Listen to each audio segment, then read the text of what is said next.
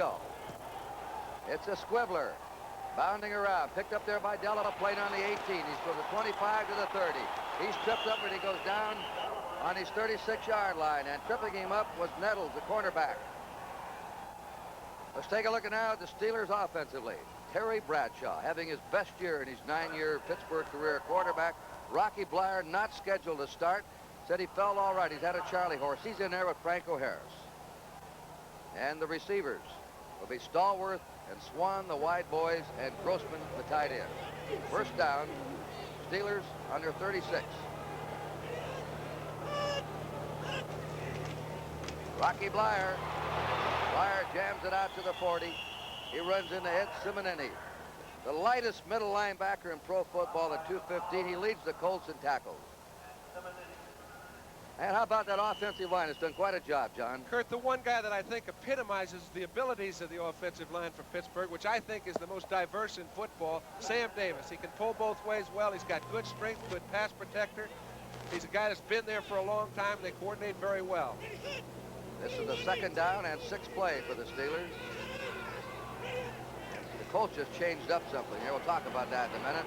Bradshaw all the time. Flips it out. He completes it to Lynn Swann. Short gain. Swann is down. He didn't catch a pass last week. Norm Thompson drove him out of bounds. And Swann has a chance to challenge Roy Jefferson for the all-time Steeler pass reception record. Kurt, I think this was a perfect exposure of how people sit and say when the conditions are like this, it makes your passing game more difficult. Not so. If a team has a good pass rush, they're really stalemated. They can't get good footing. They can't get to the quarterback. You saw Bradshaw sitting around with about 6 seconds to throw. Now it's 3rd down and 6. Bradshaw, deep drop. Swann has it. First down and more. Lyle Blackwood rides him down in Colt territory. They're on the Colt 35-yard line. And again, Kurt, we see Bradshaw going back there, trying to throw the ball early. They may not be able to throw it well late. He had enough time to allow Swann to get about 25 yards down the field before he made his break. Look at that pass protection. He's got a ton of it. He throws the ball just as Swann makes the break. People will be falling down all day long. Liable to be a lot of big gainers. That's one area where the Colts admittedly say they must improve next year. Their deep 7 backs, their linebackers, deep secondary and defense. Bradshaw again. There it goes to Franco Harris. Over his head. Harris running down the near sideline. Well covered by the left cornerback, Norm Thompson. So it's brought back to the 45-yard line of the Colts. It's first down, 20 to go for the Steelers. No score early in the first period.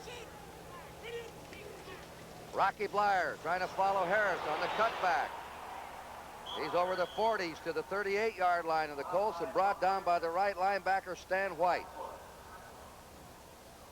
Let's set up the defense for him, John. Well, they have been known as the sack pack. However, they haven't been quite as effective this year as they have been in the past. Mike Barnes is down. John Dutton is having a good year. Dave Rose filled in at tackle for him. Joe Ehrman and Fred Cook are outstanding people. They need somebody in the defensive backfield, however. They just made a change at linebackers, we'll give you after the next play. Second down, 13 to go. The Steelers ball on the Colt 38. Bradshaw out to the tight end, Grossman. Grossman is wrestled down on the Colt 33-yard line by Ed Simonini, the middle linebacker who trailed the play over. Randy Grossman. Here are the linebackers. Darrell Luce, number 58, is now playing left linebacker in place of McLeod. That's Simonini, the little guy in the middle, and Stan White is the right linebacker, number 53. Now they're putting in the 5th secondary back. They take Simonini out and put in Dwight Harrison, number 28. So along with those 4 you see, add Harrison on a 3rd down to prevent play. 3rd down and 11. Boy, he's getting the time. That one was right in there to Grossman. He needled it in between 2 defenders, Randy Grossman, who has a sure pair of hands. We might see Benny Cunningham today, the tight end who's been injured the last 8 weeks. They want to test him. I'm not sure they'll get a chance to see too much of Benny Cunningham just because of the conditions. I would expect they'd let his knee get a little bit better. I know they feel that they need him for their offense to be as effective as it can be. But Grossman is very effective, particularly in the throwing part of the game. That time Sanders Shiver just made an excellent defensive play. forced him to punt. Craig Colquitt, the rookie from Tennessee, best net average in the American Conference. He just pooches it down there to the 11-yard line where Lyle Blackwood, the strong safety, took it. And now we'll see the Colts go on the attack for the first time. And before we do, let's take this timeout. Okay, you see the offensive setup for the Baltimore Colts. Don Hardeman's the new man. Joe Washington having a fine year. Don Hardeman's the guy that came out of college with Walter Payton. Was expected to be every bit as good. Hasn't shown so. They're giving him a good shot today. Troup on the handoff to Hardeman of Texas A&I, his 4th year. Straight ahead he goes where he runs into Steve Furness, the right tackle, Jack Lambert, the middle linebacker. The Colts have the ball on their 15 at 2nd down 6. There are the wide receivers. Roger Carr came back this year after knee surgery. Glenn Dowdy on the other side. And finally getting their #1 draft pick, the rookie tight end Reese McCall, in here for a start today from Auburn. Tallest player in the history of Auburn College football. Joe Washington trying to squirm for that 1st down, and there's Lambert again on him. Also helped by Donnie Shaw. Donnie Shaw, the torpedo. And the Colts offensive line, it's been shaken up this year. You bet. The one steady subject is Ken Mendenhall. He and Ken Huff and Robert Pratt have been there for quite a while. They've played very well. I mentioned Coons went out. Collette quit last year. That's one area where they have to get a little bit better. Don McCauley, 3rd down is in there. He's a good pass receiver. It's 3rd and 4 for the Colts from their 17. No score early in the 1st period. Bill Troup for his 1st pass. Joe Washington would have had to make a Joe DiMaggio grab of that one. The ball was fired hard and high to him, but he was open out on that right flank. Hard, high, and quick, Kurt, but had he pulled that ball down, it looks like a simple little 6-yard play that would have turned into possibly an 85-yard pass play. As Troup throws this ball, he gets rid of it pretty well. It sails a little on him. Joe Washington has his linebacker beaten. There is nobody in the area down the field. He may have turned that one into a real biggie. David Lee has a groin pull. He didn't know whether he'd be punting today, but he is, averaging 38.5 yards a kick. Jim Smith is a safety man, and the kick is away, bounding around on the 50 in the Steeler territory. It is dead on the Steeler 45-yard line, where Pittsburgh will take over. Healthy, another 5 years. There it is to Franco. That's what he does best. As John Brody said, he doesn't just pound over people, but he's a great cutback artist, finding those small gaps. I think you'll see him utilized extensively today because he's the type of fellow that lets people overrun him. This time he's supposed to go to the outside. However, everybody gets a piece of somebody, lets him pick his own hole, and he finds them as well as anybody. There's the all-time rushing list. Oh, that's Jim Brown will be hard to take. O.J. Simpson's out for the year, getting older now with a knee problem. Franco Harris is now in 4th place. Franco again, just short of the 1st down. 7th year in Penn State. Dave Rowe in the middle. Joe Ehrman, the right tackle, stopping. Steelers are coming up now with 3rd and short. And did you happen to see the 5th member of that little group of those great all-time rushers? Joe Perry. He did it when they played 12 games a year. He played for 15 years. I had the pleasure to play with him for 4 or 5, and he was a man that was ready every week. You play with McElhaney? Yep, 3 or 4 years. The king, they called him, didn't he? And he was. 3rd down, a yard to go. Larry Brown has been inserted at right tackle. Franco Harris has the 1st down as he drives off his left tackle. Stan White and Ed Simononi, the 2 linebackers, stop him. But the Steelers, 1st down. Chuck Knoll. This is his 10th year. His 1st year, 1 win, 13 losses. How he turned it around. Solid drafting. Same way New England's done it. Same way the Cowboys did it. Just pick your own and rear them on the farm and he's had no intervention. He probably has the best administrative front office in football. Play action pass. Swann is broken up very nicely there by Norm Thompson. Flag is down. Flag is down. We may have interference call, and Thompson's going to be unhappy. He's arguing. It'll be an automatic 1st down for the Steelers. Steelers are on the Colt 34. Flyer is down to the 30. What they're doing with that Zamboni, and you can see the 25-20. They're trying to run it across the field between plays and give us the yard stripes, which have been obliterated. Okay, Ed Simonini. Small, very active, kind of the type of a Leroy Jordan.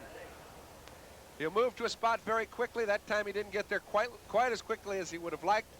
Still held it to a 2-yard gain. I have a big bowling show coming up on NBC that we'll tell you about. Bradshaw, play action pass after the fake. There's a deep pass. It is in the end zone, and it is caught for the touchdown to Stallworth. John Stallworth. That's his 8th touchdown pass of the season. Bradshaw threw that ball within 1 yard of being exactly perfect. He had no place to throw the ball. As he went back there, Doug Nettles had the play covered all the way. Stallworth just outran the angle. Kind of slipped in out of the top. Looked like it came out of the top of the stadium. They've got a touchdown early, and that's a big one. Great pair of wide receivers on this team. Well, almost every team has one. You can go right down the roster. You can't be a contender without them. But look where this ball's thrown. Stallworth stays on the dead run. Nettles never got in the play, and he really was in a position to cover it well. All right, Roy Girilla for the point. He's missed one this year. Holding is Colquitt, and the kick is up. Kick is good. Gilla's kicking off against a strong breeze. The Colt receivers, Washington and McCauley, are at their 15-yard line. Bounding around, goes by them. It'll have to be, it's in the end zone, and Washington will down it for the touchback. So it'll be first down Baltimore on their own 20-yard line.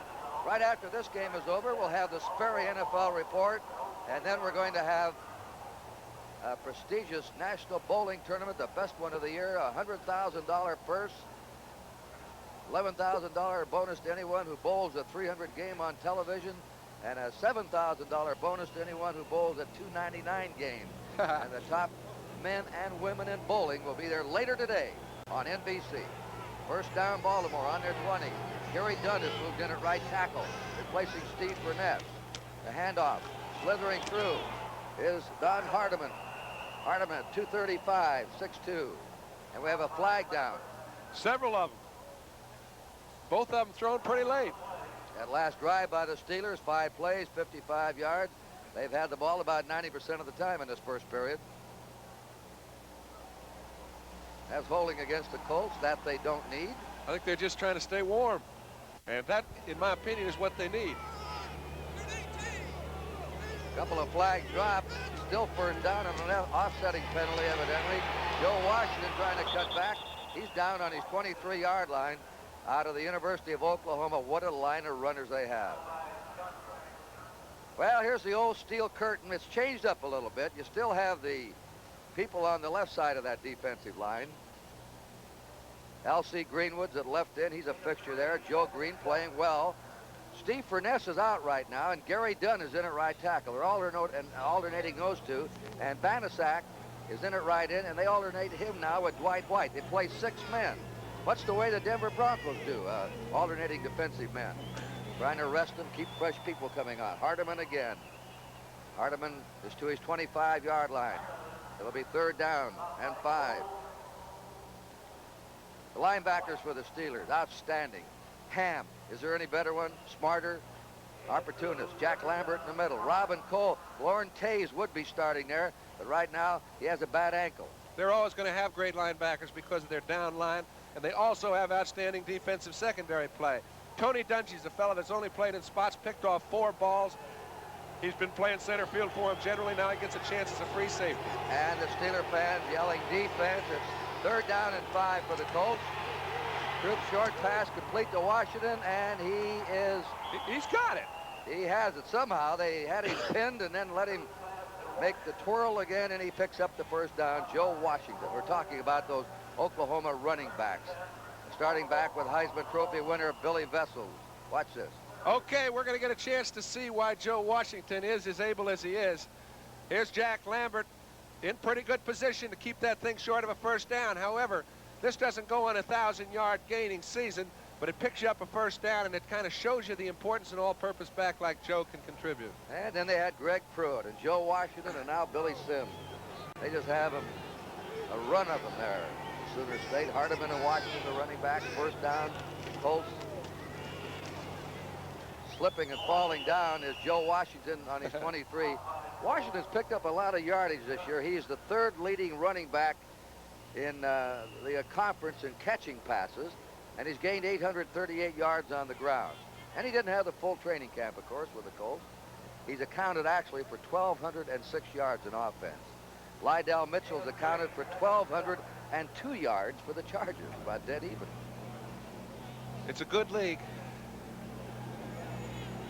Second down, 7.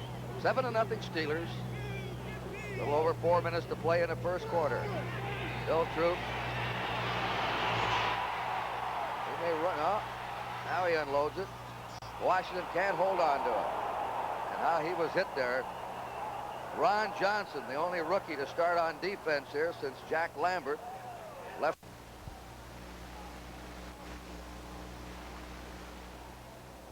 That's a defensive holding. Technical problems with that mic and the snow and ice down there. It's first down, an automatic first down. Colts are on their 39-yard line. They started on their 20. They're behind 7-0. They're in the I formation. First man through, Don Hardeman had a quick opener. And Tony Dungy, the free safety, had to come up to nail him. And he drops him on the 45-yard line of the Colts, 46. It's funny. You can tell when guys know they're playing for their own survival professionally. Don Hardeman's a guy, as we mentioned earlier, came out of Texas A&I, was expected to be great quick. The action's getting a little heavier. He knows it's a big day for him. Every time he gets the ball, you'll see all he has. Second down, 3. Flags drop. Don Hardeman pounding the right side. Closer, perhaps, making the first down, but flags dropped as the play unfolded. We're getting a lot of penalties here in the first period. This is offside. Steelers up front. Greenwood, Green, Dunn, and Dwight White now in their defensive right end for the Steelers in their front 4. They're down. The linebackers are standing up. Fake. Troup, good protection. Wide open, but he threw it out of bounds. Trying to hit his receiver there. That was Roger Carr. Roger Carr has caught 29 balls this year for an average of 21.5 yards. He is a big average man per reception in his career. He runs sideline patterns very well, also deep posts and anything down the field. He's got such great speed. Today, his sideline is pretty well nullified. You can't make the proper break at the proper time to get your coordination good with the quarterback. He was in a good position to get it. Ball was just thrown a little too far outside. Bill Troup figures this is second down. 10 to go. And the tailback in the eye, Washington is hit. Then he squirmed forward a couple of yards to the 47-yard line. It is third down and 8. Roy Oldham. Oldham comes in. He used to be with the Colts. He's the nickel back right now. McCauley's in the lineup. They'll throw for it. He has the time. And it's just broken up there by Jack Ham. He had him open. McCauley on a crossing pattern, and Ham flicked it off his fingertips. Well, Jack Ham actually covered one of the toughest things for a linebacker to cover. He was isolated. They were blitzing. He was the man that was covering McCauley all the way. They sent the middle backer, so it gave him a free run right through the middle. Troup made a pretty good throw. Ham just made a perfect flat down. Good play, Jack. Punt formation, David Lee. Double safety, Theo Bell is 83. Jim Smith is 86. Jim Smith's been a hard luck player with this club. They're going back to block. He hoists the punt up. They let it hit. It is going to be out of bounds on the 13-yard line. And the country is your Christmas. Dean Martin celebrates the holidays. I know you'll enjoy it. Uh-oh, Blyer nearly moved. He's reset. Or Thornton's in there for Blyer now. And that play didn't go. Fred Cook jammed it up, the defensive left end. I think one of the puzzling things about the Colts this year, expect them to have troubles with Burt Jones out on offense. But what happened to the sack pack getting to the quarterback? Well, a lot of times, Kurt, when you're a little bit thin, your quarterback goes down, your offense doesn't have the ball as often in key situations, doesn't allow your defense to rest properly. The burden's straight on them, and if you get a few key people hurt like they have during the year, Stan White's been hurt on and off. He's playing, but he's not at his top peak. It just affects the whole group. On second down and 10, Bradshaw unloads it to Swann. Swann has it. Swann wriggles away. He can go. He's at the 50. He's at the 40, and they get him from behind and save a touchdown. Doug Nettles saved the touchdown on Lynn Swann. No wonder Terry Bradshaw thinks it's a big edge for them to win today. If he can throw in these conditions, he can throw in an outhouse. The man has, I mean, he's put the ball where it has to be thrown 4 or 5 times today when I see he has no play. 62 yards. Steelers ahead 7-0. Late in the first period, we're in the last minute of play. That's Thornton. Thornton is taken by Blackwood, and then hitting him again is Mike Odowski, first-year player from Virginia. So they don't do much with that one. By the way, Lynn Swann has 3 catches in this game, 60 on the season, and the all-time Steeler record is 67, set by Roy Jefferson. And he may not break it, but I'll tell you what, he's certainly breaking it on distance per catch reception. He's about as explosive an offensive weapon as there is in this league. When you have a Bradshaw throwing to you, your stats are going to look good. If they get it off, this will be the last play of the first period. We're down to 7 seconds. 2nd down and 11. Here's a fake by Bradshaw. Think He's got the time. Look at him knock him down for him. He flipped it wide open. Thornton has the ball. Darrell loose there with him. Sidney Thornton, number 38. Kurt, they have never devised a defense that can keep those secondary people on the intended receivers for 10 or 11 seconds. I mean, this is just great offensive line play. I've mentioned I like Pittsburgh's offensive line. They have never had a guy chosen for the Pro Bowl, and yet Bradshaw, I think, can sit and look at those 5 guys. They used to have Jim Clack, but they still got Kolb and Davis and Webster, Penny. These guys are real fine players. They get not enough credit. They may be the reason Pittsburgh's as good as it is. For the bowler. 1st and goal to go. Steelers on the Baltimore 3-yard line. In motion is Blyer. Blyer then peeled off Rocky. There goes Franco in. Franco Harris scores. And the Steelers have a 13-0 lead. They score in the first play of the second period. Gorilla hopes to reach it. Colquitt spots it, and the kick is up, and the kick is good. Pittsburgh Steelers looking in Super Bowl form in the snow and ice here. We'll go back and kick it off. And we'll be back with the Pittsburgh kickoff right after this message. 87-yard drive. Gorilla's kickoff is tumbling to Don McCauley. McCauley in trouble. Gets away to the 20 and skates his way out of bounds. Driven out there by Steve Corson. So it'll be the Colts ball first in. What a day Bradshaw's had so far. We said at the outset his best year. He's a strong candidate for most valuable of the year player. He has hit 6 out of 7 already in this game. Lynn Swann has caught 3 for 87 yards already. Well, I think in the AFC, he and Zorn are just having outstanding years, and they've picked up the slack whenever their teams needed it. And you can't say enough about Terry. Colts ball on their 24 with a first down. That's to Joe Washington. That was an odd handoff. That was a half handoff. It took too long in getting started, and Jack Ham, you don't mess around with Jack on any kind of delays. It was a foul-up is what it was, Kurt. Either Joe Washington was to come closer to Troup on this little handoff, or else Troup was supposed to get the ball farther outside. But I think Joe realized if he went inside, he'd never get outside. The conditions won't allow it. I'm not sure the play was too good. They lost 4 at 2nd down, 14. Pittsburgh ahead if you just joined us, 14-0 early in the second period. That's Joe Washington, and he's hit by number 56, Robin Cole, who came shooting across from his right linebacker position. And the Colts continue to go nowhere. Some interesting games tomorrow on NBC. It'll all start with NFL 78 at 12:30. The Jets in Cleveland. Very interesting affair. Jets still hopeful of a wild card spot. Buffalo is at New England. If New England wins that game, they'll clinch their division. Oakland at Miami. NFL 78 at 3:30, then Oakland and Miami at 4 o'clock. If Oakland loses, they'll be out of the playoffs for the first time in 8 years. 3rd down, 14. Troup pass. Dropped by the tight end, Reese McCall, number 86, the rookie, the number 1 draft pick of the Colts. And so the Colts now are presented with a 4th down and 14.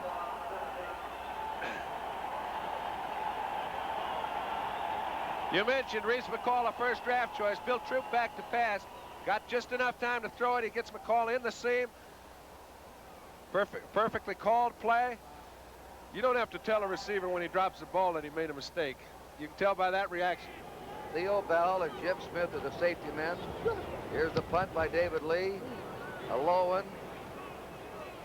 Taken by Theo Bell. Oh, is he hammered down?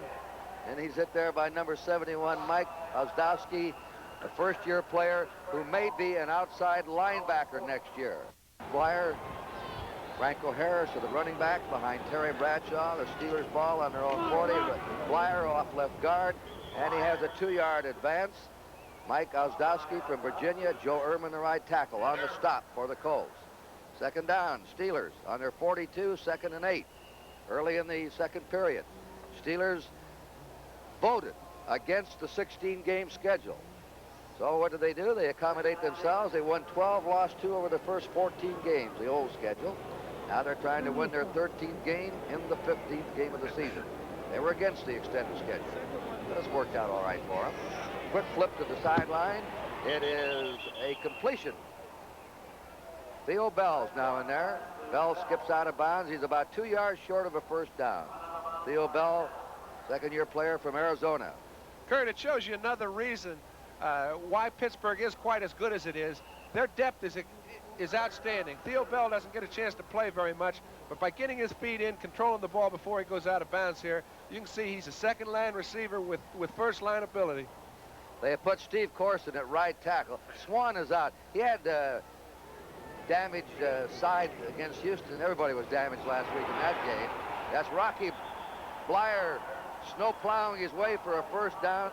I read John Bum Phillips said, I've been in football 31 years, Tex, and that's the toughest game I've ever seen. The toughest, most physical defensive game, last week's Pittsburgh-Houston game. And I think whenever they talk about physical games, they talk about teams like Houston and Pittsburgh. Pittsburgh's now on the Baltimore 48-yard line of the first down. The Steelers ahead. White being attended to. Steelers ahead 14-0 early in the second period. Rocky Blyer. Blyer a couple and that's all. Mike Ozdowski again. David Rowe, the veteran who has shaved his beard off. I didn't recognize him today in the Colt locker room. Linebacker. When you draft somebody too and he's better than you thought, you got a good one. Right, second down 8. Bradshaw out to Franco Harris. Look out, Franco. Coming up on him was Doug Nettles. Pass sailed over Franco's head, and it'll be third down 8 for the Steelers. No flags dropped. Bradshaw right over the middle to Blyer. He has the first down. He's at the 30, 25, 20. Still going inside the 15. Blyer, Dwight Harrison, and Lloyd Mumford had to pin him down. It'll be first down Steelers deep in Baltimore territory. We talked about calling patterns where your man doesn't have to change direction and gets going against the flow of the defense. Grossman is running right down the left side. Blyer comes underneath him. He catches both Stan White and Lyle Blackwood having to change their direction. He runs at 30 yards or so before he even makes contact. Ted Marcia-Broda, been that kind of year. Jim Smith and Theo Bell, the second line wide receivers are in. First down Pittsburgh on the Colts 14. Bradshaw looks to the far corner. It's picked off. Intercepted. Coming up with the ball, Norm Thompson. Still going, and he's belted out of bounds. And also a flag is dropped along the way. Thompson intercepted on the 3-yard line. That's keeping excellent control. Norman Thompson just stayed right at the break point. As Bradshaw went to throw the ball, he'd already committed to throw it. Had he been able to see Thompson just standing right there, threw it right to him. I'm not sure his uniform didn't blend in with the snow a little bit. But when he caught it, he just made sure he had good control of it, returned it for about 35 yards, and they've got a good chance to get on the board. Well, we'll talk more about it. On the first down, Troup is hit, gets rid of the ball, and it's incomplete. Joe Green got to him, and White. Joe Green, 75. Joe in his 10th year and having a good year, solid year. I feel very much for for Bill Troup. He has a problem picking out his people because all of these uniforms really blend in with that snow out there. He had Don Hardeman on a little layoff pattern. How he found him at all was quite a trick. Joe Green just about got him down before he could see him. Lynn Swann is going into the Steeler locker room. He may not be back. May have incurred an injury. Don Hardeman gained 90 yards last week. He's trying to play, as John said, put on an impressive ending and play himself into a first-team spot next year. Tremendous spectacular out there. Whoops. Ball squirted away. The Steelers have the ball. L.C. Greenwood down around the goal line. They knocked it out of Bill Troup's grasp. Everybody diving forward on the slippery turf. And it appeared the Steelers had it. Well, I think they did, only because they outnumbered the Colts about 8-1 down there in that pile. They do. They've got it.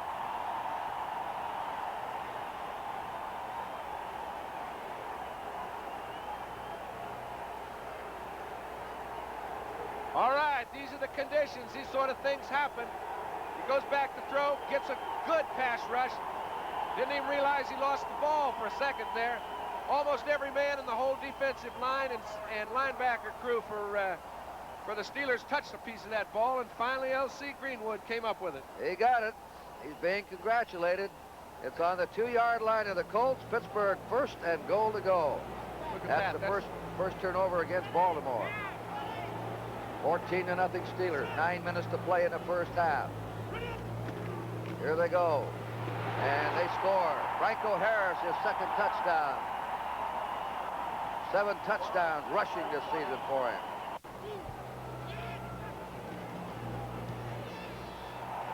It's good. And the Steelers, in the snow and ice, are red hot. Timeout with a score. The Pittsburgh Steelers 21, the Baltimore Colts nothing. Early in the year now they've gone back to the run some. But it's a balanced team. It's to Joe Washington on the 5. He's up to the 20. 25, he's up to the 30. And he goes down on the Colt 33-yard line. And the tackle made by Tony Dungy. The Orange Bowl will follow the Rose Bowl in NBC. Oklahoma lost 1 game to Nebraska, and Nebraska 9-2 will be in there against the Sooners. Interesting rematch in the Orange Bowl. We have one of our ground cameras, as you would expect, some electronic problems today with the snow and the ice. It's breaking up on us, and we're trying to correct it for you. All right, that's Joe Washington. He's not getting much running room against the steel curtain. He goes down on the 38-yard line of Baltimore, hit there by Joe Green. Joe, you know, the last 3 years, John, has had a pinched nerve in his neck. He's had a bad back. And this year, he's fairly free of injury. And even though this is his 10th year, we said a solid year, probably a Pro Bowl year for him. Well, the big part of Joe Green is that he's such a big man. Even when he's not playing as well individually, we'll get to it a little later. Boy, there was a rack up behind the line of scrimmage by Jack Ham. Joe Washington was hit behind the line of scrimmage by Ham. That's what really slowed him down. And Joe Washington's picked up 4 yards and 2 carries. Now it's 3rd and 5. A tough situation for Baltimore. I was alluding to Joe Green, and that the bigness of the man, I think, is the most important part of his addition to this team. They've got some real big people when you take a look around their group, and I think that's what's responsible for the young guys coming on fast and them doing as well as they're doing. Dirt's in there in the snow. Dirt Winston as a 4th linebacker. Dennis Winston, number 53. Don McCauley's in the backfield for the Colts. Sideline pass, and skipping out of bounds is Roger Carr, but he skipped out before the first down marker, so they're still short of a first down. Kurt, that's just getting careless. They have to get a first down on the play. They've got 5 yards to go. We know there's a flag down on the field, but Carr doesn't know that. No matter what, you're dead if you only gain 3 when you need 5 on 3rd and 5. McCauley, and he wriggles for the first down over his 45 to his 47-yard line. John Banasak and Jack Lambert make the stop. One guy you can count on, and the Colts have counted on him in short yardage situations for the last 7 or 8 years, is Don McCauley. He comes to play. He plays his best every week. And if they get a little better, he'll be an integral part of their group again. The score is 21-0 Pittsburgh. 6:56 to play in the first half. Joe Washington rammed into by Robin Cole, the right linebacker.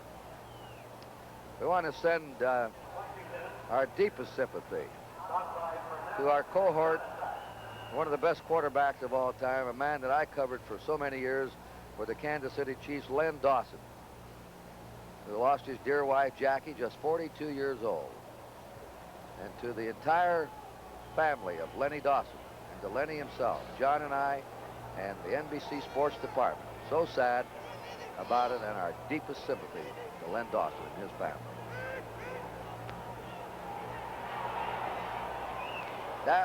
Down the field with Roger Carr. You know, it reminds me of a story about Lenny Dawson's wife.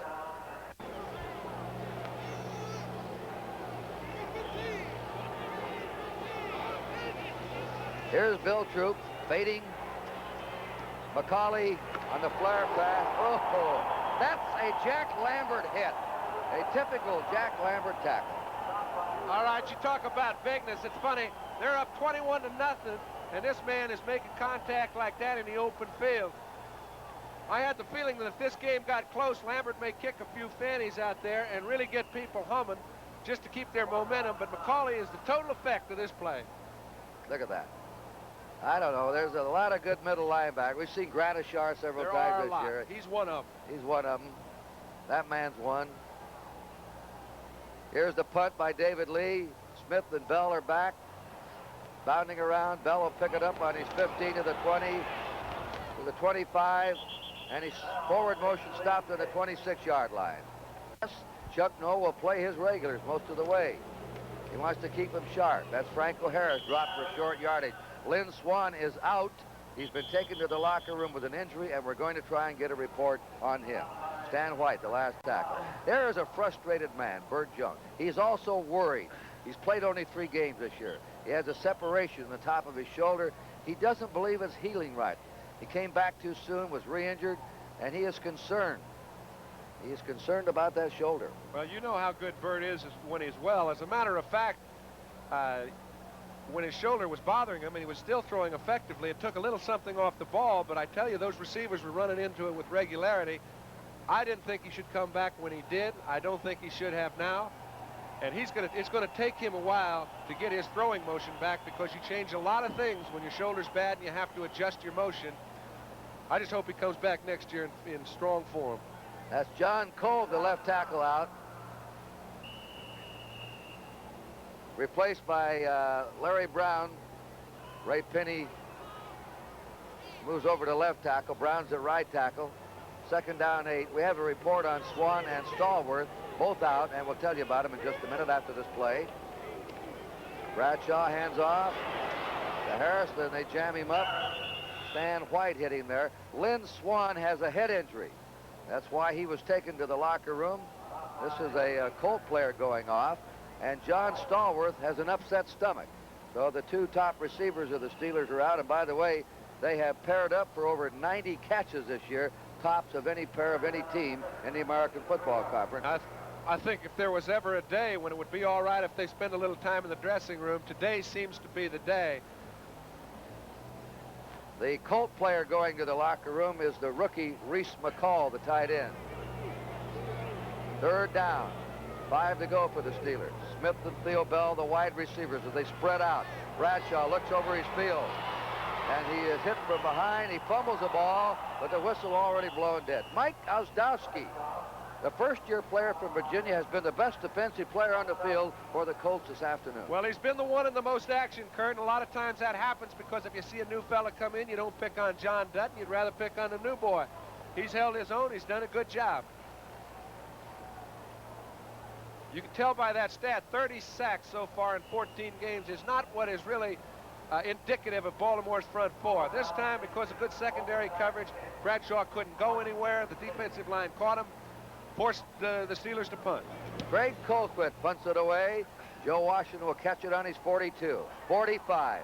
Trying to shake and go. 50. Still going. And dropped on the 41. I remember one time asking Chuck Fairbanks. He recruited Joe Washington when he was at Oklahoma. 21-0 Pittsburgh. Troup to throw it. Comes out of the pocket. Short one off. And he hits his fullback, Don Hardeman. Hardeman's down on the 35-yard line of Pittsburgh. Tackled by Ron Johnson, the rookie, and Gary Dunn. If Baltimore's going to do anything in this ball game, this is their golden opportunity. 21 down with about 4 minutes left. Actually 3.5 left in the half. If they can score, it puts them back to only 14 down. We've seen what they can do on national television late in a ball game with under bad conditions as they did in New England. However, they have got to get something going. This is a pretty good play by Troup. Harden makes a good reaction. They get about 7. Mac Alston in at tight end, replacing McCall. There goes Joe Washington. Look at him change direction. He's away. Oh, they just nip him. Robin Cole just nipped him around the ankles to save a touchdown. But we're talking about that lateral change of direction. All great runners have it, and you just saw Washington with it. Well, most of them have it when the field is dry. I haven't seen anybody be able to make this kind of a move today on this sort of slick surface. He even outruns the cameraman. He's out ahead of our picture. We finally catch him. So does Robin Cole, but they're in great scoring position. Watch it again here now. There's one change on that slippery field. Here's another cut. See? Boy, he cuts on the dime. You don't fool Donnie Shell too often either. First down on the 10-yard line. Hardman ramming the middle. And he has stopped Cole there. Number 78, White. They're on about the 7 or 8 yard line. Mike Kirkland is warming up, number 15, youngster from Arkansas. You'll see Arkansas in the Fiesta Bowl against UCLA. The 2-minute warning has been given to each bench, so we'll take a bit of a warning here up in the booth with the score. Pittsburgh 21 and Baltimore nothing. Steeler fans showing no mercy, yelling defense. They don't want their team to be scored on. The 21-0 lead, all the time in the world for Troup, and he's passed a touchdown to Roger Carr, and the Colts are on the scoreboard. Baltimore scores with 1:54 to go in the first half. And Troup had all day just to wait around, find somebody getting open. Good defensive coverage. However, he didn't get any surge to force him to throw the ball any earlier than he did. Took about 6-7 seconds to throw it. We mentioned earlier, if Baltimore's going to get back in this game, they have to score before the half. They were up to the task on a great Joe Washington run.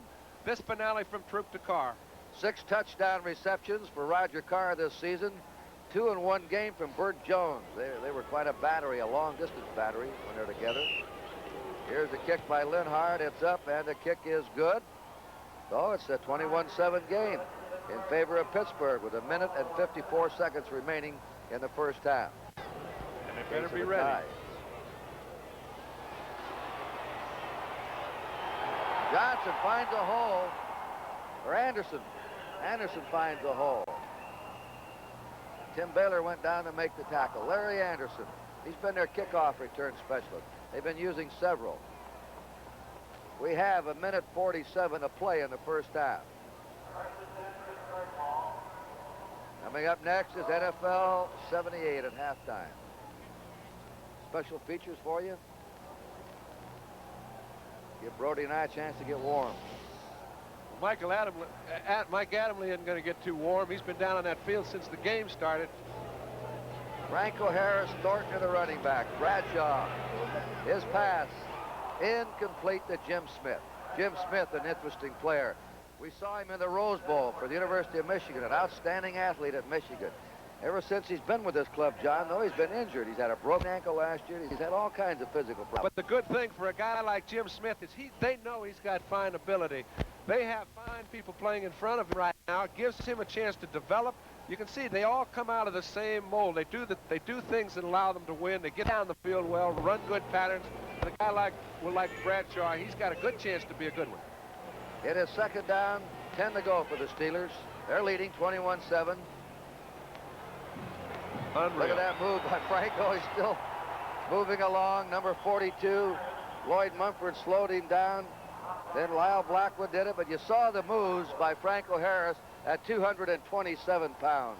Okay, we mentioned the type of fullback he is. I didn't think he'd be able to do this sort of a thing on a day like today. He's moving and moving against Simonini, who is, if anything, really quick. Gives himself a chance to let his offensive guard pick Simonini off, cuts back behind him, and picks up about 9. Just a little over a minute to play in the first half. Pittsburgh ahead by 14. They have a 3rd down and a yard to go. They send in motion Thornton, a block for Franco Harris, and Harris hit down for a loss by Tom McLeod, number 52, the left linebacker. Fine play by McLeod out of Minnesota. Jack Lambert, 3-step kickers. Let's watch him. 1, 2, bang, away it goes. He's done a good job as a rookie. He gets the ball away quicker. He hasn't had one blocked this year out of Tennessee.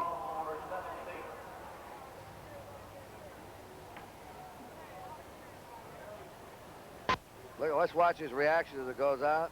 Out of bounds. They've had only 2 go into the end zone for touchbacks. He has the best net average in the conference, 35.1. That means take the punt, minus the return, and you come out with a net return, and that's what really counts. First down for the Colts. They're on their 18-yard line. They've just scored a touchdown. They're trailing 21-7, and they're trying to come back against the powerhouse Steelers. Troup gives the ball to Washington. Washington is pulled down behind the line of scrimmage on a quick charge by Jack Lambert, the middle linebacker. Look at him. He follows Washington back and says something to him. Yeah. Stopped him for a yard. Don't mess with the best, because you get hurt like the rest. Lambert is fired up. I don't care what game he's playing in it, out of it, or whatever it is. He wants to torment people. We have 6 seconds to go in the half. 173 yards for Pittsburgh to just 5 for Baltimore. Total yardage way in favor of the Steelers. Turnovers 1 and 1. Very few of such conditions. And there's the man Bradshaw.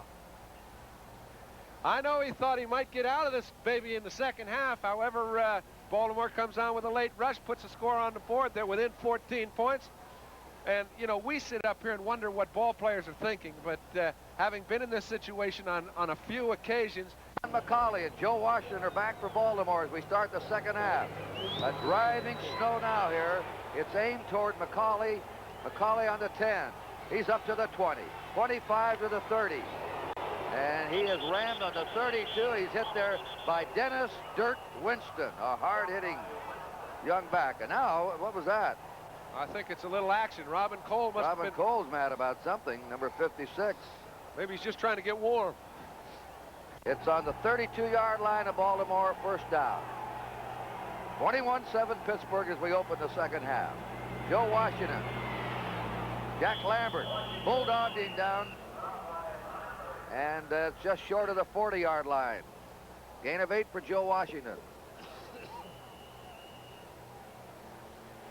Okay, Steve Furness and John Banaszak on the right side. L.C. Greenwood and Joe Green on the left.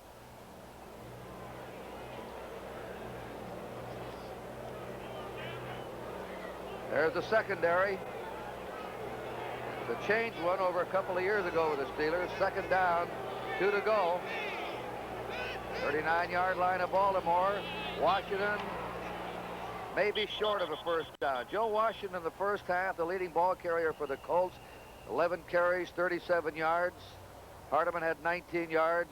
Harris at 27 yards to lead the Steelers. Tight end set up. Third down, a yard to go for the Colts from their own 41. And they stop them. A fumble. A fumble. Pittsburgh may have it. Mel Blunt's on it, I think. Number 47, he did. Mel Blunt recovered, and it'll be... Well, they haven't really signaled Pittsburgh's ball yet. It's offside against Pittsburgh. Pittsburgh's offside. So they wipe out the recovered fumble. Go back out there. Reverse back. He has a couple of 3 yards. He's to his 48, 49-yard line. Taken standing up there by Donnie, the torpedo shell. in L.C. Greenwood. Hollywood bags at left end. Okay, we mentioned the offensive line. Ken Mendenhall, Bob Pratt, both of them trying Joe Green. Pretty hard to move back.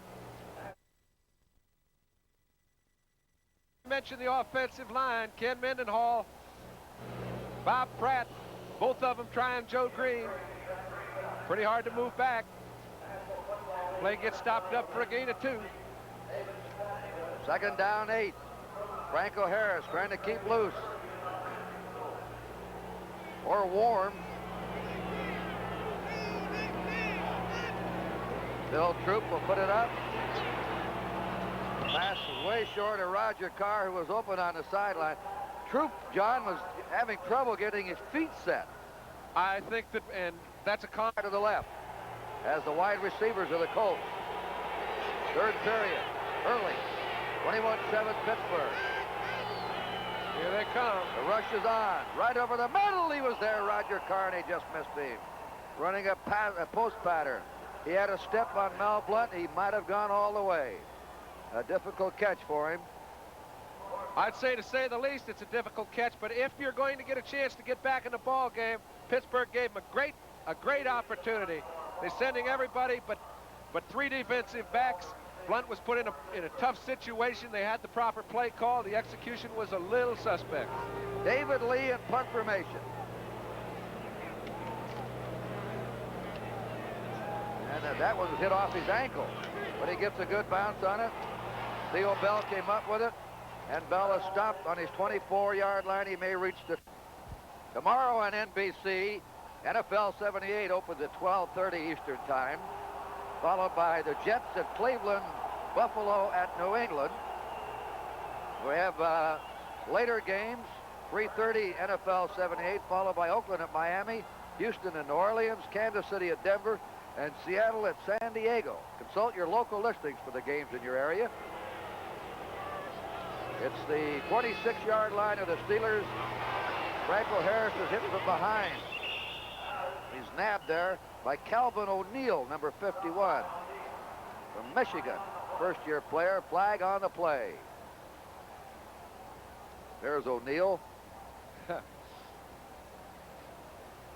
Franco's hurting. It's his right arm, his right shoulder, or his right wrist as he comes off. Well, he's had a little problem with his shoulder over the year, Kurt, and this sort of condition I don't think is going to help it any. Rick Moser will replace him. Let's see what happens. I don't know if you can really see how a pinched shoulder gets hit. He's standing still. He has very little leverage going for him. You can see Calvin O'Neill comes over. He kind of rolls over on his shoulder, and they just start hurting in weather like this. Penalty was against Pittsburgh, declined by the Colts. Second down, 10. Franco Harris. Terry Bradshaw. Franco has a bad right hand, is the report on him. Bradshaw just flips it over to Blyer. It was deflected at the line of scrimmage. It was his third down and 10 to go for the Steelers on their 26-yard line. Bradshaw, out it goes. That one is incomplete. Flag is down. Theo Bell, I believe they're claiming, was tripped as he was cutting across. They did. They gave Dwight Harrison a call. I'm not sure anybody can stand up in this sort of slop. That's interference on the other end of the field. 21-7, Pittsburgh ahead. And with the ball is Jack Delaplane. Delaplane is down. The running games of both teams being stalled out. They can't get any explosion up front or any kind of a momentum with their footing. And the defense just sort of waits for them. You're very limited. You know, you could run a draw play, you'd think. However, the defensive linemen aren't getting off on the ball well enough to be deceived. You think you could run a screen, but that takes a lot of lateral movement, which you don't want to use. But the only thing they can do is throw delayed type patterns, run the ball straight, and punt. Rocky Blyer's in, and Rick Moser. Second down, 10 for Pittsburgh. Bradshaw may take off. He does. He's at the 40. And he skids down right alongside the first down marker. Sanders Shiver drove him down. It was interesting, John. I went down in a hallway underneath the stadium, and Burt Jones and Terry Bradshaw, they're both good friends. They're both in Louisiana. And as they left, Burt reached out his hand and shook hands with Terry, and he said, good luck in the playoffs. He said, and don't get hurt today, Burt.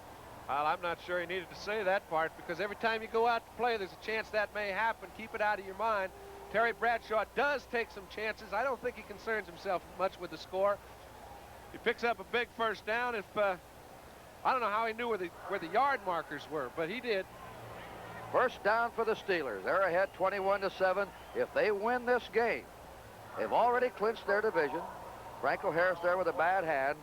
They would automatically clinch the home field site if they played in the championship game on January 7th, which will be carried on NBC television. A deep drop again by Terry.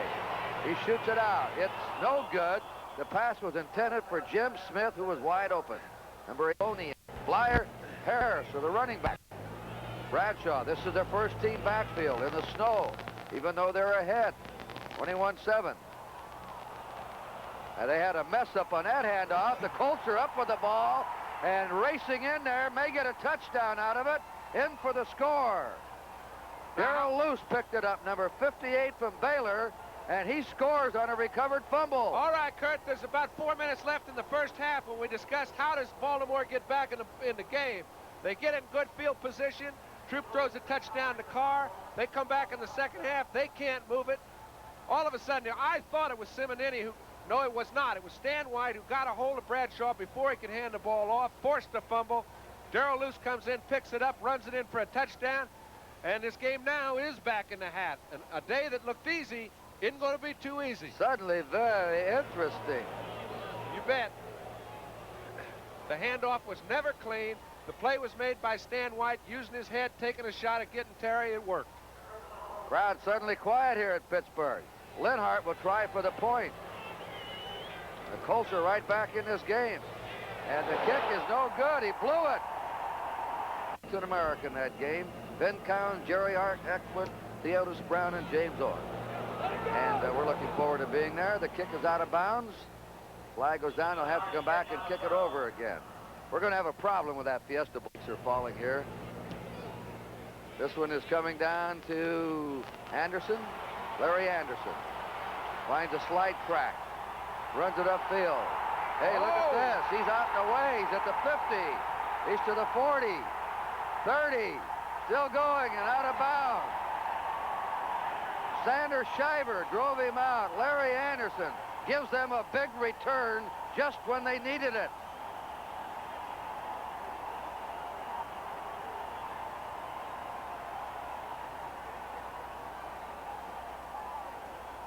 The Steelers have the ball in excellent position now. The Colts have just scored on them. We have an injured Colt player down. Ron Baker playing on the Colt kickoff team. The Steelers tough late in the second period and early here in the third period. Harris and Blyer the running back. First down Pittsburgh in the Baltimore 19. It's to Blyer. Blyer, couple of yards, and that's all. Maybe 3 to the 16. Ed Simonini, the middle linebacker, number 56 on the tackle. Second down, 7 for the Steelers. The only other club that has a chance to get a home field advantage for the championship game of the American Conference would be New England.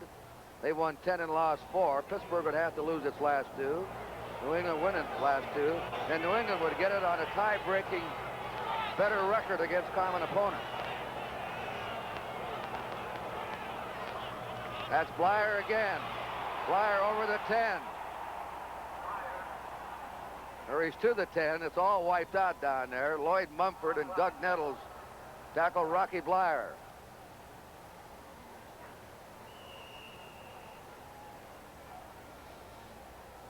Okay, offensive line, do your job. Jerry Mullins comes in, does a pretty good job on Ostowski. They pick up a few. It's third down and 3. Big drive for Pittsburgh to kind of put Baltimore to sleep. They're just short of the 10-yard line. Third down and a short 3. Lone setback.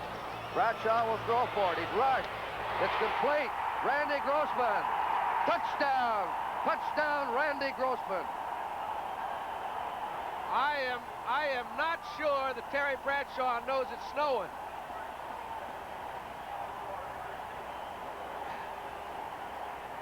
That ball is thrown, and the young lady is JoJo Bradshaw, who's sitting up here keeping warm. Terry must think he's up here with her because he has not been affected by the snow. I can't believe it, but that ball was thrown right where it had to be, and Grossman runs it in.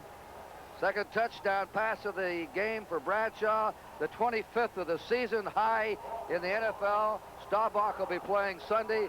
Roger has 23. Terry has 25. They were tied for the lead among all the passers in the NFL.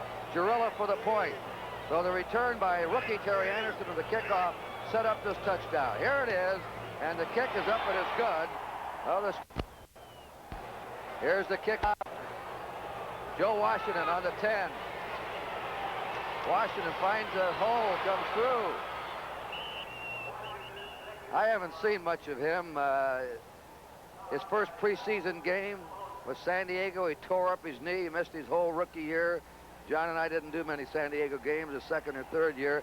But you can see even in these field conditions what a great young running back this fellow is. If you see him once, you're going to see a lot of them. Grossman's first touchdown pass of the season, by the way, on that last one. All right, let's see if the Colts can hang in here. They came back from 21-0 to 21-13. It's now 28-13 Pittsburgh. 8:55 to play in the third period. Straight ahead. Hardeman goes through and has a near first down. He has a little fumble too, Kurt, but they got a good bounce and got the ball back. Remember on New Year's Day, a big back-to-back doubleheader there from the Rose Bowl.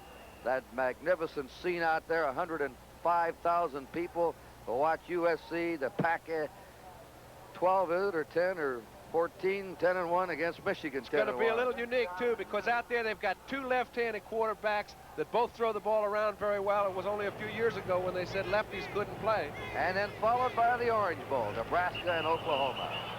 Flags go down. Pass is complete. The Hardeman coming out of the backfield, where he's tackled by Robin Cole and Jack Lambert. Well, they got that yardage back again after the false start, and they signify a first down. 28-13 Pittsburgh over the Colts. Time remaining 7:50, third period. And anything can happen, as you saw the Colts pick up a fumble and running in for a touchdown. I don't think they're going to get that kind of break again. They're going to have to do something offensively. Hardeman hit, second effort, came back to the line of scrimmage. Robin Cole, Gary Dunn. Dunn's interesting. This is his second year, and he's come along so fast. He was on injured reserve his rookie year, that he's now playing equal time with Steve Furness at right tackle. Dwight White and Banasek are playing equal time at right end. Green starts, goes all the way at left tackle. Greenwood starts all the way at left end. So what they're doing is playing 6 defensive linemen. Smart girls with that blanket. Second down 8. Dowdy in motion. Joe Washington. Just a slight hole, but he wriggles through there for 4 or 5 yards. Jack Ham, Jack Lambert. Two of the linebackers of the Steelers. We're going to pause briefly for station identification. This is the NBC television network. This is 11 Alive, WIC TV, Pittsburgh. It is third down and 3. They're on the 37-yard line of the Steelers. Don McCauley in the game for the Colts, along with Joe Washington. Here they come again. Troup, they're blitzing him, and he can't turn around to come back to the ball. It's an incomplete pass, and they had a blitz on. They had everybody from the kitchen coming in on that. As you exposed, they had a blitz on. They did not have the proper pattern called against it. Everyone was pretty well picked up, and Troup had to across the line of scrimmage. That's a pretty good kick. He's aiming for the near coffin corner. Did he get it? He missed by about 2 feet. He just missed it. Excellent attempt there by Lee. You can tell Lee is limping with the groin pull as he goes off the field. We'll be back here for more action from Three Rivers Stadium and our courageous cameraman right after this message. Jets 7-7 Brown. Buffalo at New England. New England, if it wins that game, clinches the divisional championship. They beat Buffalo by only 4 points at Buffalo. First down from the 20. Theo Bell, wide receiver screen. Bell has a first down as he's run out of bounds. For late tuners in, Swann left the game with a head injury. The other wide receiver who caught a touchdown pass at 31-yard, Stallworth, left the game with an upset stomach. Watch this throw to Theo Bell. Bradshaw, when he made the throw, it was look at this pivot. Now, to keep your feet, he doesn't have to throw off his feet because he's very strong upstairs. He puts most of the velocity with his arm. However, to spin around and get that sort of execution on a day like today, man, you're doing it, Terry. First down, 30-yard line of the Steelers. They're ahead, 28-13. Bradshaw kicking out of the pass rush. Slips and goes down, a 3-yard gain to his own 33, brought down by Tom McLeod. 2nd and 7. Very interesting game tomorrow, John. With NFL 78 beginning at 3:30 Eastern Time. Chuck Knoll, 10th year here, powerhouse team the last 7 years. Miami and Oakland tomorrow. If Miami wins its next 2 games versus Oakland and New England, they are in a playoff spot regardless of what the other teams do. Oakland, if it loses tomorrow, would be out of the playoffs for the first time in 7 years. But if they win, they've still got a still good in there. Yes, sir. They play Minnesota their last game at Oakland. This is the time when a lot of people start counting others out, and I don't think we can predict who's going to be in there. I wouldn't attempt it. 2nd down and 8. Bradshaw, play action pass. Maybe. Now he takes off. They nail him from behind. Number 71, Mike Ozdowski, the man that we've been telling you about, who has come on strong for him, and they're going to move him to a Ted Hendricks type outside linebacker next year. Well, I can understand why they might. He's got very good speed. He's strong, got good pursuit. He's getting a lot of chance to play today, and he's been in a lot on the play. This time, however, it was because Terry had to move to the left that it allowed Ozdowski to get out there. I'm going to shorten his name up to Ozzy or something. Just call him Al. Okay. 2nd sack for him in the game. I'd hate to make this prediction, but I would predict that the Colts' #1 pick in the draft is going to be one of the top 4 linebackers coming out of the college ranks this year. They really want to strengthen their linebacking spot. Well, they have good ones, I'll tell you. Well, they have another kid injured, Mike Woods, their #2 pick. That pass is broken, intercepted. Up for the ball is Mumford. And Mumford's back into Pittsburgh territory.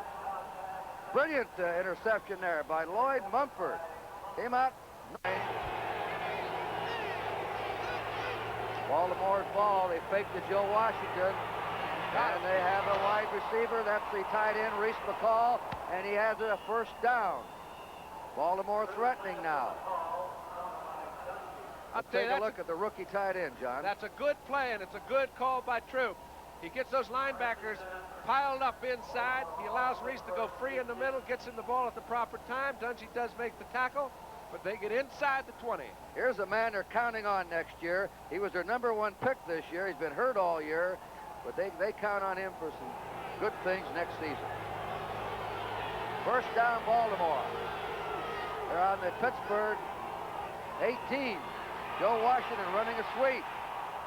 Can't get much, a couple of yards. Chased across the field by Donnie Shell.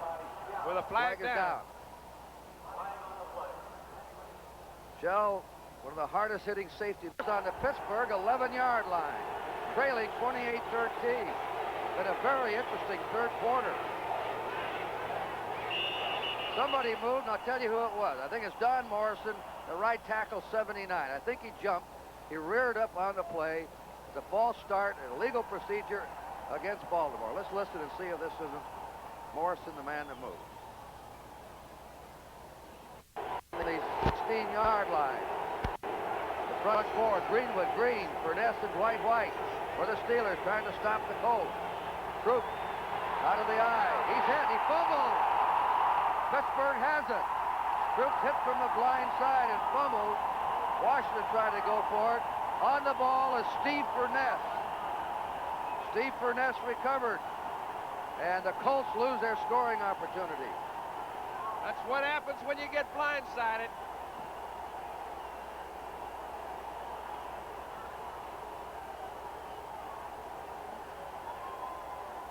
Kind of feel for Troup because he has no idea he's going to get it when he does. He goes back, depends on somebody to keep somebody else out. Robin Cole blitzes from his side. Gets on Troup. He got by the halfback, Joe Washington, who later made the recovery. Pittsburgh's ball, first down and their 36. Just staving off a Baltimore threat. Franco Harris. And he goes outside. He was about to be tackled by Dwight Harrison, and he's the man. He did the shoving out of bounds. Franco instead of the defensive player. He picked up some yardage, not much, but some. NBC Sports World returns Sunday, January 14th. January 14th on Sunday. Around the globe coverage. Major sports action. Crews have been out everywhere. International competition. Updating to Olympic hopefuls. Reporting on little scene events. In-depth investigations for Sports Journal. So join NBC Sports World on January 14th. Rocky Bleier. He is stopped by veteran Dave Rowe. And left linebacker Tom McLeod is 28-13. Pittsburgh ahead. They had a 21-0 lead at one stage. Colts came back to make it 21-13. Big kickoff return by Anderson. Touchdown pass. Bradshaw to Grossman. Put Pittsburgh back up again, and then the Colts came right back, and we're on the 11-yard line of the Steelers. Penalized and then fumbled. Third down, 4. Franco Harris. First down for Franco. Kurt, that's really an outstanding, blocking job. They came into a blitz situation. They had someone in every gap. And you got to just credit the offensive line. Here they go. You see Mike Webster blocking off on Rowe. Okay, Ray Penny does his thing. Actually moves Stan White back far enough to give Franco a chance to lunge for the first down. First down. And the cutback by Franco Harris. Ran into opposition from Dave Rowe. It'll be just over the 50 into Baltimore territory and the Baltimore 49. It'll be second down, 8.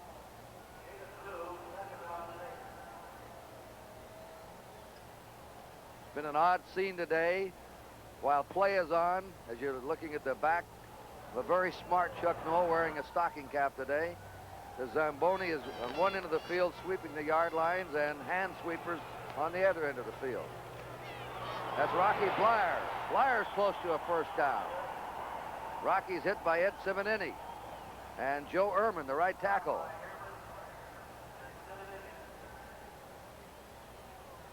And they signal another first down. Dwight White. Mad Dog, they call him, and he's not too mad at that heater right now. Steve Corson is going into the Pittsburgh lineup. Coming out. No, he comes out. He checks out. Theo Bell and Jim Smith are the wide receivers. On the 41-yard line of Baltimore. Pittsburgh has a first down. They're ahead 28-13. Entire game has been played in a snowstorm, and it's cold. There's Rocky. Rocky skids with 2 men on him. Norm Thompson, Ed Simonini. Kurt, it is impressive that even though it is snowing the way it is, their guards have been able to pull, their tackles have been able to pull. It's their style to run little trap blocks with everybody in the line. They've given Bleier a few holes, and he's made the most of them. They're on the 35-yard line, and there's a gun in down here. John, since the midpoint of the second period, this has been about an even game. Well, Kurt, I can't talk to both you and the cameras, so I will make statements, but I really think it's a factor that if these are the conditions that create an even game, we've got one. Terry Bradshaw has been the difference so far today just because he's been able to throw the ball so effectively. Nobody can do much else. Franco Harris runs for the first down. Line of scrimmage was the Baltimore 35, and he'll move the yardsticks down. Doug Nettles made the hit on him as we open the fourth quarter with a score 28-13 in favor of Pittsburgh. If they hang on to this lead and they get through the first round of the playoffs, the first round will be a wild card round. 2 wild card teams meet to enter the Final Four. If Pittsburgh played for the championship game on January 7th, the game would be played right here. 28-yard line of Baltimore is the line of scrimmage. Rocky Bleier, they've got him. There's a great charge by Kelvin O'Neill, number 51. He's made some good hits today.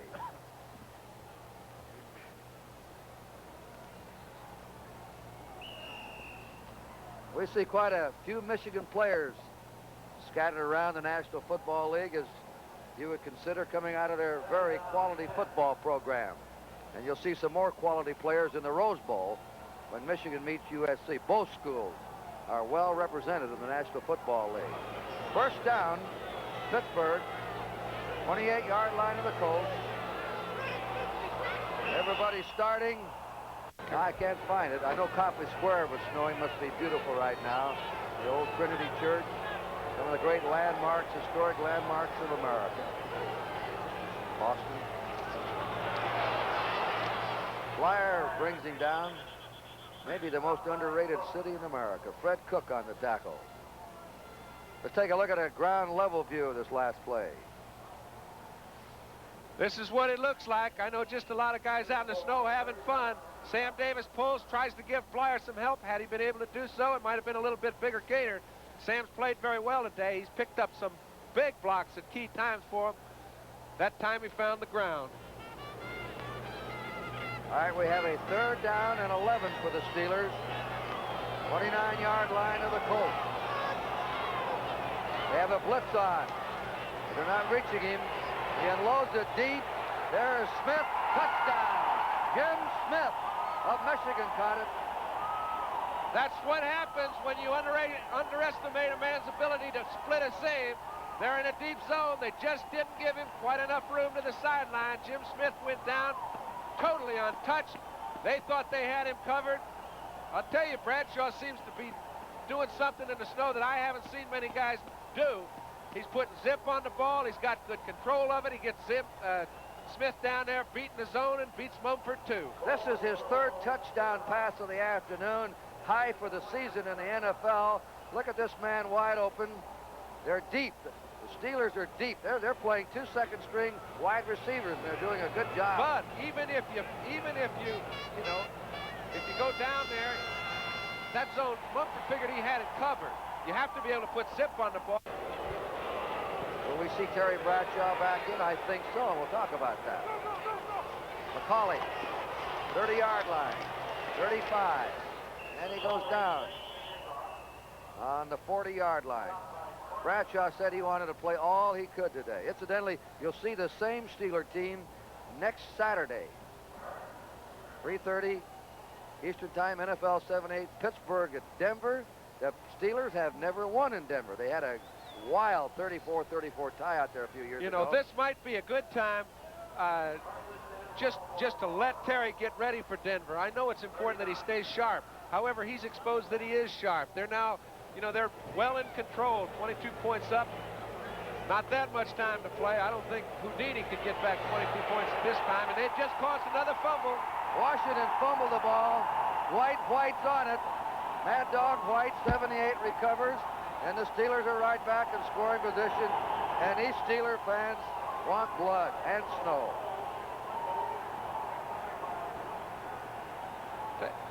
I'm amazed that that there as many people as are here. These Pittsburgh fans are just loving it.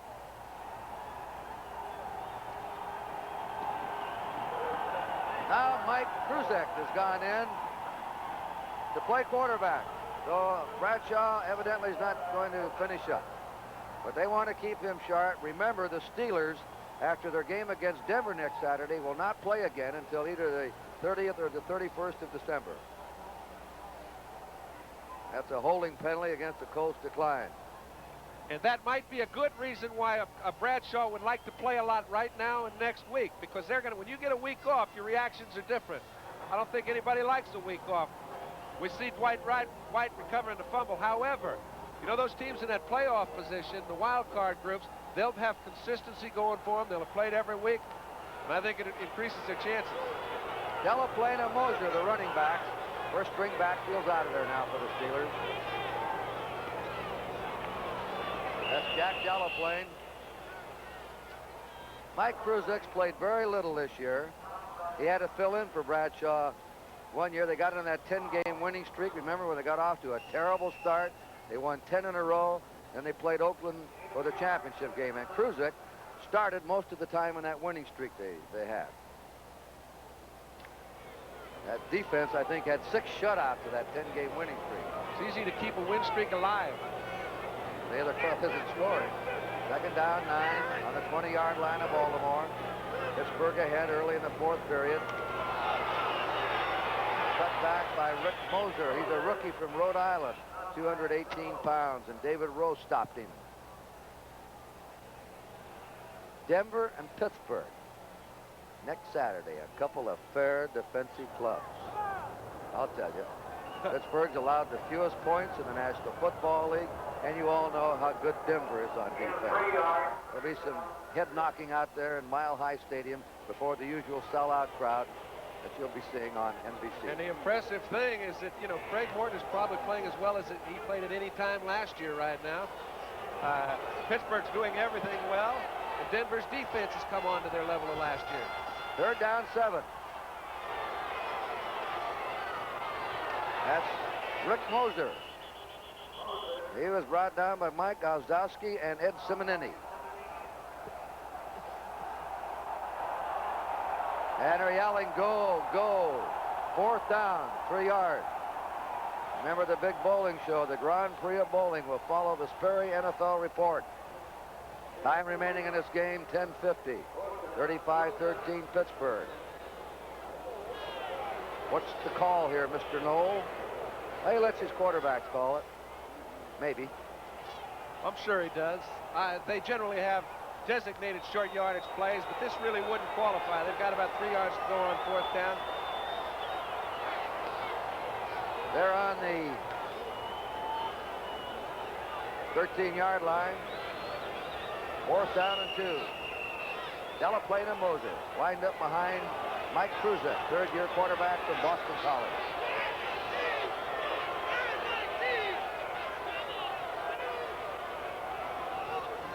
There's the handoff, and going to be close. Rick Moser carrying. 7-yard line. 10 minutes to play. 35-13 Pittsburgh. Bill Troup to pass. Troup sends it over the middle. Caught by Don Hardeman. Short yardage. He had trouble gathering the ball in and retaining possession. Robin Cole made the stop on him.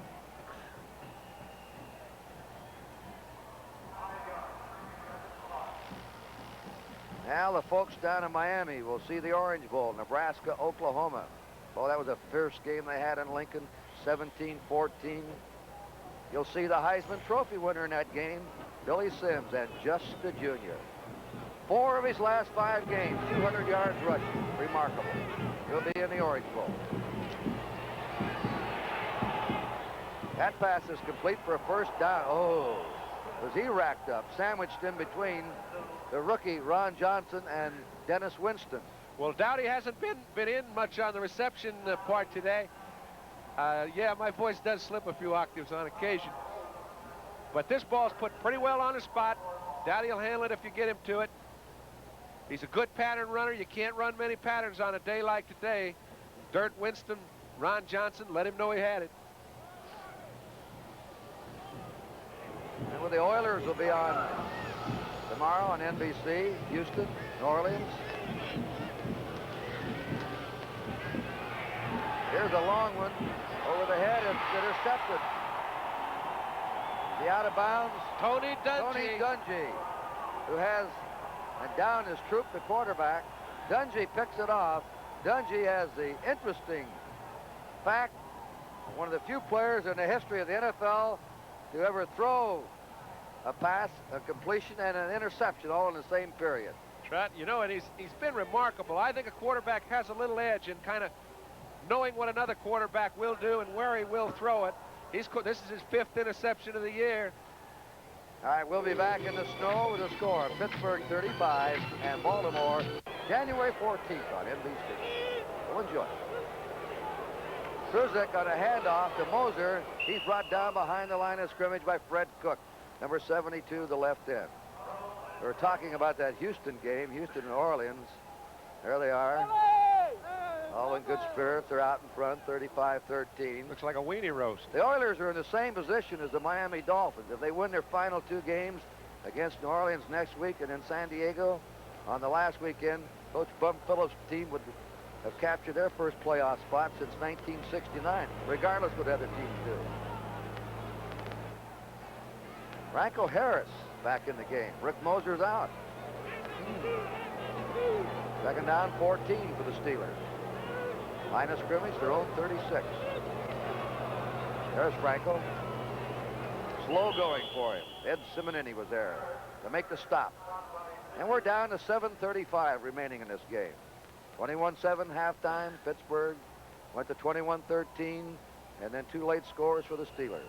Bradshaw has thrown 3 touchdown passes in a frozen field in the snow today. Is the outstanding performer. Look at that man. He's a familiar sight. He's played a little tight end. Now he's become an outstanding tackle. Hurt earlier in the year. He's getting a chance to play some. Larry Brown. Third down, 13.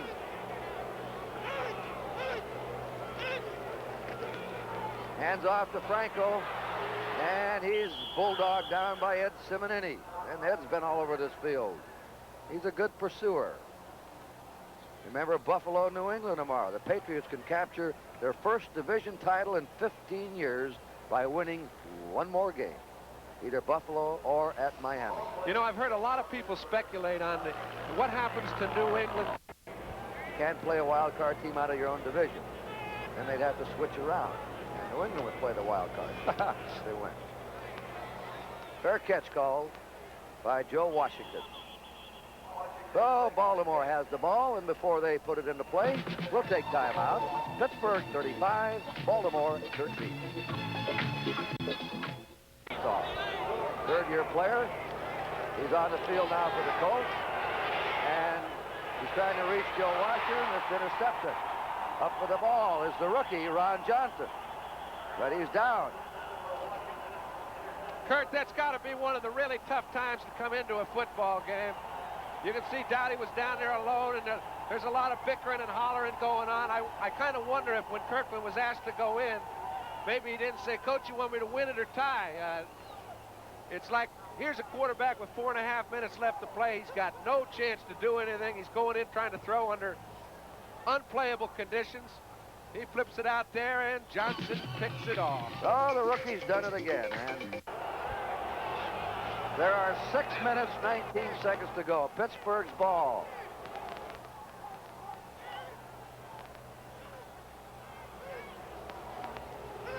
And about the Baltimore 37. That's Rick Moser.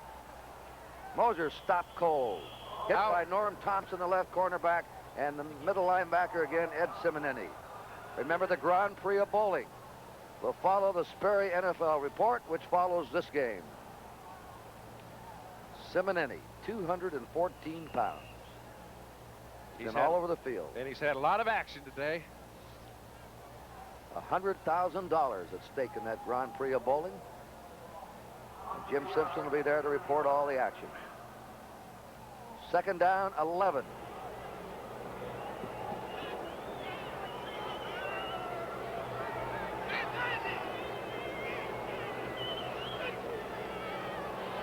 Kruzik for his first pass. Batted away very neatly by Doug Nettles, the right cornerback from Vanderbilt. Third down and 11 to go for the Steelers. Research and statistics today by Joe Costanza. Good to hear for old Joe. We've been getting that note since the second quarter. And Jamie Rooney, grandson of the owner of the Pittsburgh Steelers. Grand old man of the NFL, Art Rooney, has been our coordinator up here with the headsets in the booth. Third down and 11.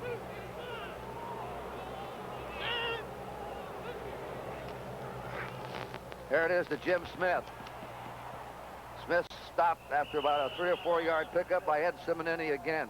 And let's sort of, what'd you call that, a wide receiver screen? That's exact. I think that's a nice description. And, you know, a lot of people would wonder, why don't they just hold the ball and run it? However, that's how your offense can get guys hurt. They're playing a lot of fellas that haven't played a lot this year. They want to see what they can do. you better stay offensive when you have the ball if you want to keep your people healthy, and that's why I think he's putting the ball up, moving it around. That 5-6 has been in about every play lately, Simonini. 4th down and 5. The Steelers will go for it. They're ahead 35-13.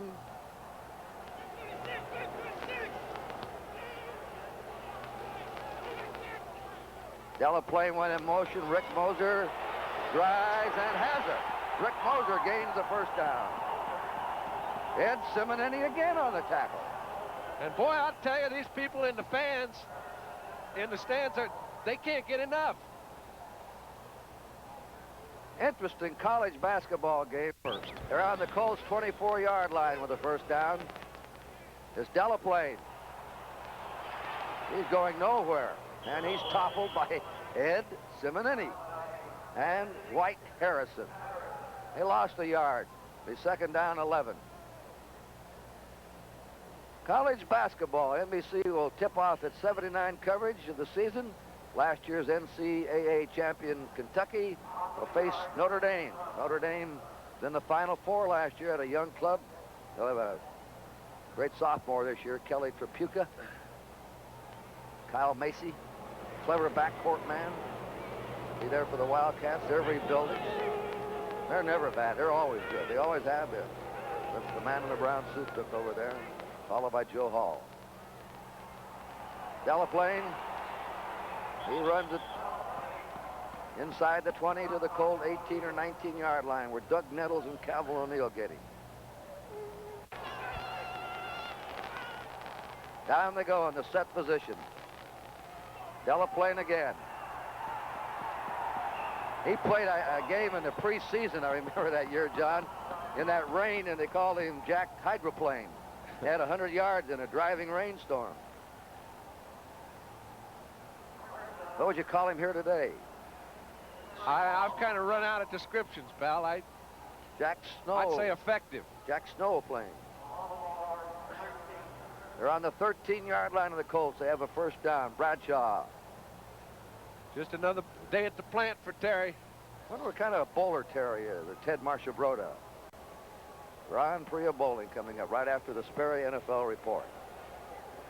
Marcia-Broda's finishing his 4th year as the Colt coach. This is his first losing season. His team has won 3 divisional championships in a row until this year. He'll and be back. Caved in on him. Yes, I think they'll be back. It's going to be a very competitive division next year. New England, Miami, the Jets on the prowl, Baltimore. Jones is healthy back there in the draft to get some defensive help. They'll be back 7th straight year, only the 2nd team to ever accomplish that feat. Dallas made it 8 straight playoffs from 65 through 72. And Pittsburgh's young in a lot of spots in their team. Jack Delaplane, is he hit there at the 15-yard line by Dave Rowe. This is not an old Pittsburgh team. This is a fairly young ball club. And we mentioned earlier there'll be a lot of checking the professionalism of each player out there today. David Rowe has had a go at it from point 1. 3rd down, 12 for the Steelers on the Colt 15. 35-13. It's a minute and a half to go, and the Steelers are going to wind up as the host team if they reach the championship game of the American Conference on January 7th. At least we know where we'll be. Kuzak's out. Incomplete to Rick Moser. Today's game between the followed by the Grand Prix of bowling. This is a 4th down and 12 for the Steelers. The standoff to Moser. He stops. The Colts will take over. They'll have the ball with 1 minute and 4 seconds remaining. Fred Cook made the hit on Moser. So the Steelers are going to be 13 wins and 2 losses. No matter what happens next week, they know one thing for sure.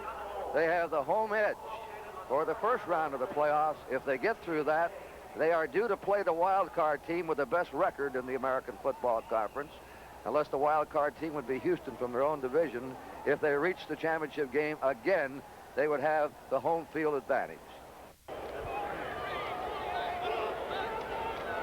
Kirkland on a straight handoff. Joe Washington dancing through the ice. Dances it out with an 8 or 9 yard gain. Well, how about when you were a player? You feel your club had an advantage when they played at Kezar or all you on have the to road? do is look at the stats, Kurt. You know, they make a line on all these games, and the home field generally gets about 4 points of it. So I'd say 4 points in a real tight game is a big edge. They fought hard to get it. They deserve it. Steelers are winding up the 15th weekend for them with the best record of the National Football League.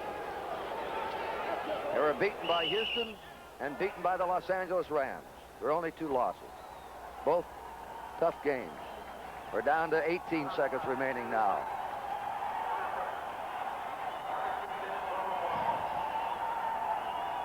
Now they're starting off the field now. We probably had a final play. Frozen conditions. Backdrop of that blue sky and the